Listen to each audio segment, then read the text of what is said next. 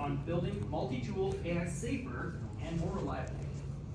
Built a hack together quick project that is implementing guardrails, but at the tool layer, not the input-output layer. The reason for that being is many of the hyperscalers like Azure, AWS, and such, they're built in guardrails along with the incumbent guardrails. They are built for chatbots, not agentic AI systems. The big differentiator is agentic AI systems are connected to tools. Tools are usually just APIs of enterprise offerings. This is the lethal trifecta problem created by Simon Wilson in like the Bay Area. Basically, AI agents have this fatal flaw where they can have access to private data, they can externally communicate, and they also just carry out untrusted actions. We call them an enterprise for obvious reasons, like any Copilot agent, Bedrock agent, and such. They're all susceptible to this. Most people are implementing guardrails at the AI layer, but I thought that it makes more sense to implement it at the tool layer and treat it as a heuristics problem to infer patterns on what is indicative of an indirect prompt injection, as opposed to just reading the tokens that input and output, at which point it's already too late because the exfiltration has happened at the tool layer.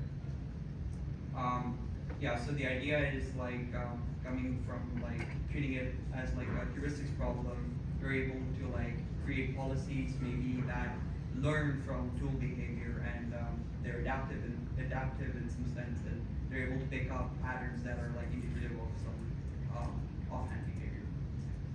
This is kind of a take on like how we can maybe implement it. This is like coming from taint analysis in API security, where in which when you have many APIs connected together, some are sources and some are sinks, and when they're connected in a particular order, it's bad.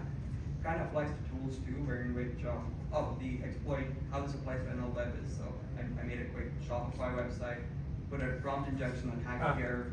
Can't see it, but NL Web is an MCP by itself, so when a cursor talks to this website, this is like invoking GitHub MCP to grab secrets and then exfiltrating it via like it opens a GitHub pull request and puts the secret inside, so it gets exfiltrated. And the agents, the MCP client just does it.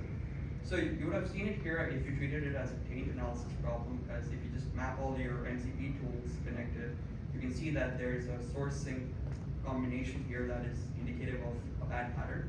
So potentially, like maybe like a SecOps person could come in here and see how there's potential taint analysis tools, go up into the policies, and then create like a runtime policy point. Like, yeah, let's block that taint analysis scenario. Let's create some free tool, post tool call here, and let's maybe deploy it. So yeah, trying to build up on how security is being done in the past, I guess, for APIs, and move them on to like the tool layer for like indirect prompt injection attacks. Yeah, that's it.